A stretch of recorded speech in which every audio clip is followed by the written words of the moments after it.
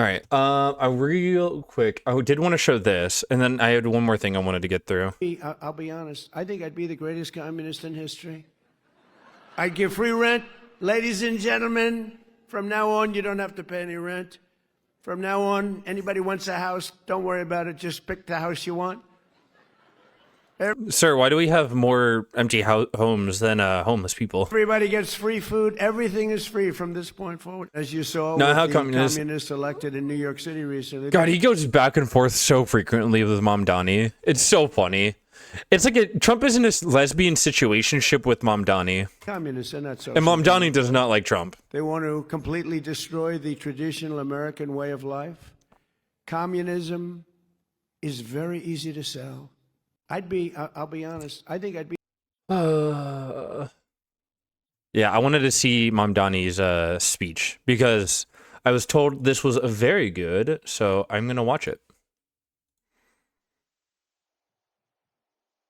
Good morning. Oh, I was like, are we saying anything? Are we going to speak? My fellow Americans. Season after season, year after year, the tides have come in and out of New York Harbor. Long before the name New York had ever been spoken. New Amsterdam. Dugouts crossed these currents. It was on these waters that tall masts crested the horizon, captained by explorers like Verrazano and Hudson, after whom we've named our bridges and rivers. And ever since, ships full of travelers weary from long journeys have passed through the Narrows. Yeah, I like the fact that America is no longer the shining hill in a dark forest is kind of heartbreaking. Like, 4th of July used to be one of my favorite holidays because I truly did love, and I still do love America. It is a shithole right now. Like, I wish I could be talking about how America could be the shining hill in the dark forest of the corruption and evil of the world we live in, but it's not. It hasn't been for a long time. The winds of the Atlantic at their backs. When those passengers lifted their heads to glimpse what lies just beyond the waves, what did they see? They saw land, lush and teeming with life. They saw men waiting at the docks to take them into bondage. They saw tenements rife with squalor. They saw industry rumbling with activity, steam and smoke rising, a city on the move. They saw a towering monument to freedom, her torch glowing worldwide welcome. They saw New York City. Not sure if you saw. Oh my God, Newsmax, get out of here. God, I really do need to get YouTube Premium. America. Tomorrow, our nation marks 250 years since we declared our independence. 250 years of a grand experiment in self-governance, an experiment so audacious that some in 1776 doubted it would last more than a few years, let alone a quarter of a millennium. From Lexington to Los Angeles, Selma to Seneca Falls, Morrisania to Midwood, Americans will come together for a day, just as we do each year. Families will gather around the grill. Fireworks will fill the night sky. This will be no ordinary day of celebration. 250 years presents a rare opportunity for more than 340 million people to turn together, both towards one another and towards ourselves, to take measure of who we are as a nation. When we look at America, what do we see?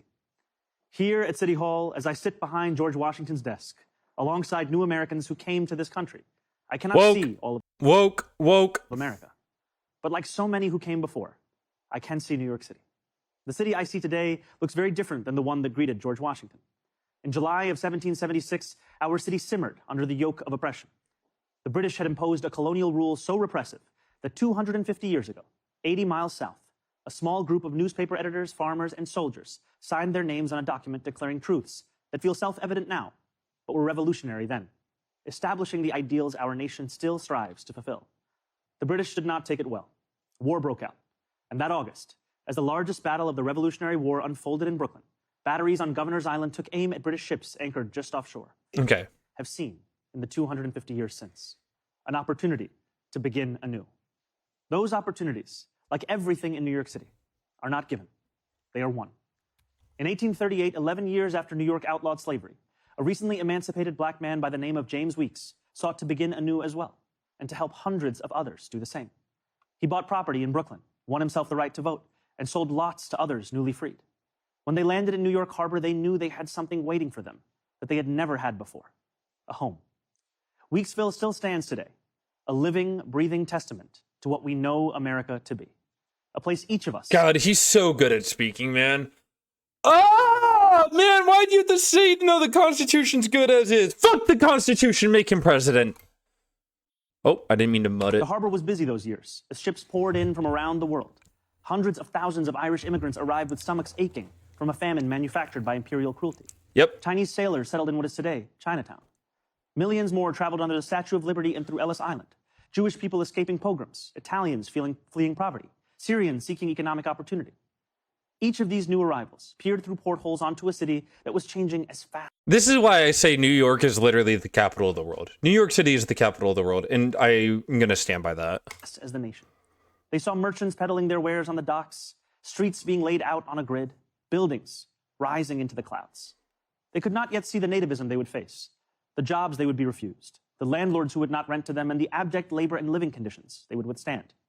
But no matter how much smog hung over the harbor, New York City is like the god, like I say the Pacific Northwest is God's country, but if you want to see the capital of like the planet Earth, it's New York City. The years that followed, despite laws enacted by the federal government to bar their entry, despite sweatshop fires that killed hundreds of women, despite riots aimed at their very existence, immigrants made homes here in New York City, and they helped to make New York City. That legacy of every generation of Americans insisting that the right to life, liberty, and the pursuit of happiness extends to them too, is no relic of the past. It carried millions of Black Americans north during the Great Migration. It drew hundreds of thousands of Puerto Ricans to New York City after the Second World War. It invited countless others from the West Indies and South Asia and West Africa and across the world. And it is what brought my family to the city when I was 7 years old. My family did not arrive by boat. God. Oh, God. If he could run for president, dude, he would win in a landslide. Although we saw the Statue of Liberty from the window of the plane. Even from the air, we could make out the promise of America. The promise of the beautiful patriotic work of rendering America, year after year, a little more faithful to its founding ideals. There is a term so often used to describe our nation and those who have shaped it: American exceptionalism. American exceptionalism, the conventional wisdom tells us, makes our freedom a little more free, is how we dug the Erie Canal and irrigated the West, is why children in faraway lands grow up dreaming of one day moving here. And yet the irony is that the story of America has so often been written by those who were told by others with power and influence and wealth that they were anything but exceptional. For generation after generation, we have been told that when the world has sent its people to our shores, it has not sent its best. It sent Puritans and Sikhs and Quakers and Muslims and Jewish people who were banished for praying the wrong way, worshiping the wrong gods, angering the wrong people. It sent peasants and serfs from slums and shtetls who were treated as less because they hardly owned clothes, let alone land. It sent immigrants from whom power was something someone else had. We are told that America is exceptional because we are richer, stronger, more powerful than everyone else. The truth, my friends, is that America is exceptional because here, nothing is fixed into place. Literally directly challenging Trump here. I love him. I love him so much, man. He literally can do, like, I remember when he was getting elected, like, we were like, oh, we're gonna have to make sure he doesn't do anything wrong. We were gonna make sure he, like, actually upholds his promises. Promises kept. Promises made, promises kept. The frontier may be closed. We may have walked on the moon. But the work of fulfilling the values first enshrined in the Declaration of Independence, that work endures, and it belongs to us all. It belongs, too, to our newest Americans, those standing here with me today, all of whom were recently naturalized. Nearly a decade ago, I, too, felt what you feel, the joy of no longer being just a New Yorker, but an American, too. You each hold a special power, the power to determine what America means. The powerful have always known their answer. America, in their view, is an arena of supremacy, where only a select few are allowed freedom, where not all are created equal. America, if you ask them, becomes less the more people it welcomes. America, they will tell you, belongs only to those with the right accent or the right shade of skin. The rest of us, they insist, should be grateful for merely being allowed to visit. How small they are, how weak, how unoriginal. At every moment in our past, those who led through exclusion and isolation have tried to win power and enrich themselves by turning us against one another. Division is the oldest trick in politics, and the cheapest. This is why Trump is so big against communism right now, because Mamdani is just doing so fucking well, man. He's doing so well. He's so good! Time and again, including 250 years ago, those forces of division have been vanquished by the forces of progress.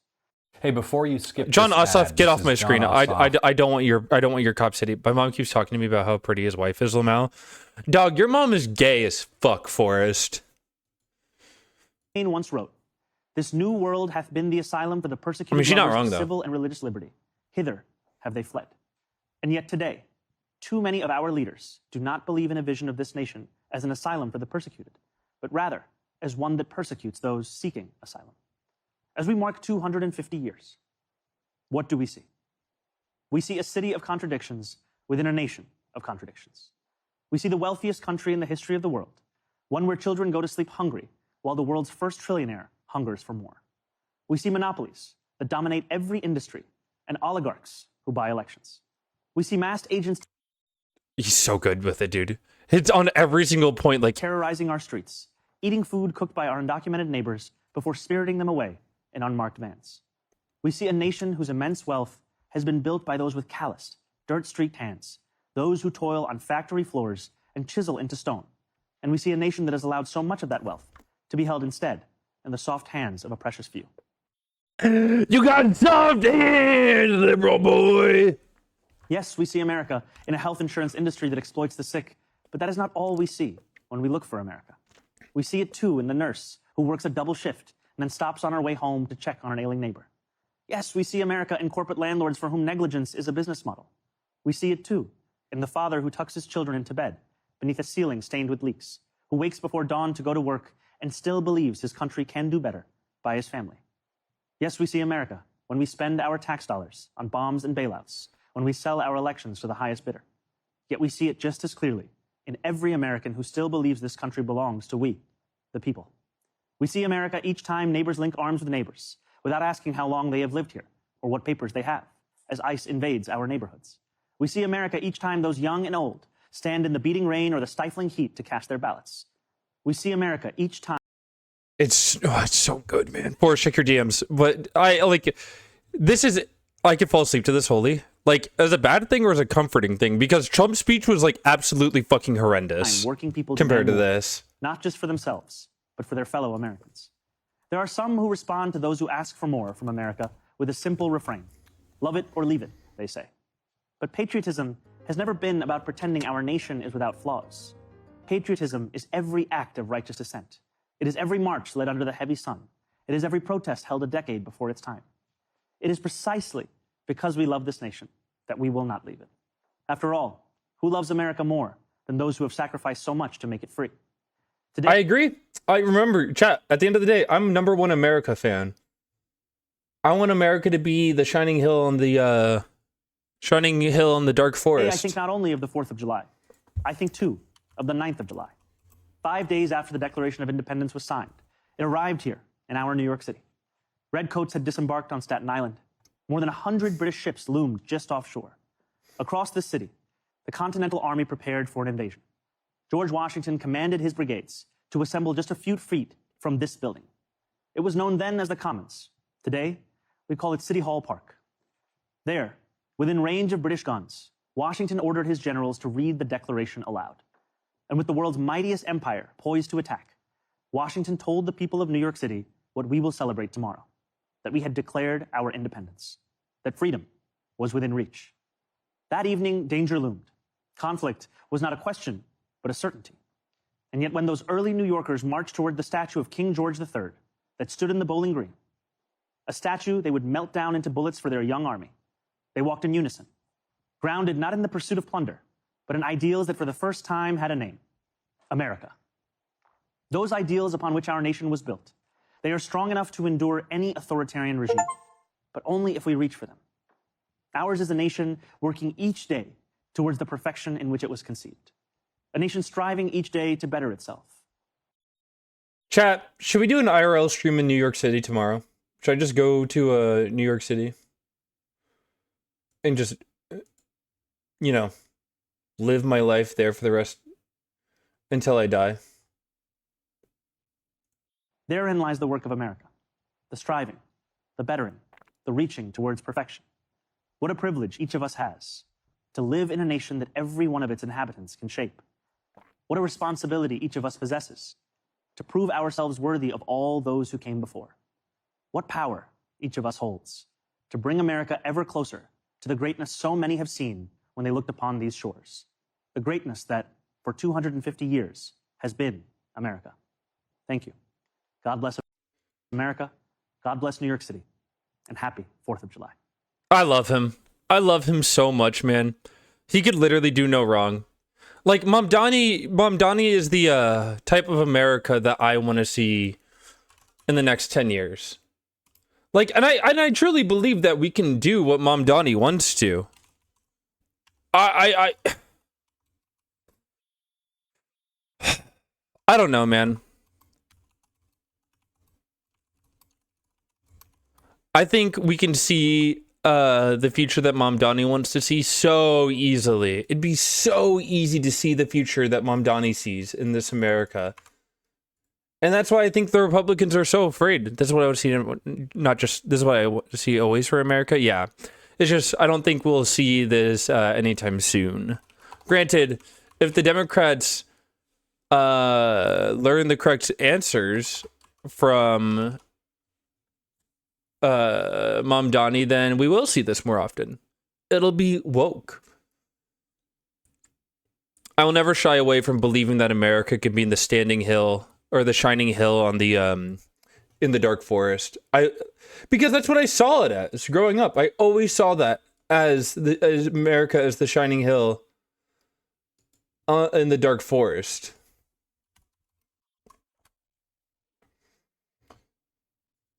Guys, I already feel like I live in New York. I already feel like a New Yorkan. Can I be a New Yorkan? Can I be from New York, chat? Can I live in New York, please? Yes, thank you. Can I go? Dude, I'm gonna go to New York and dap up Mamdani right now.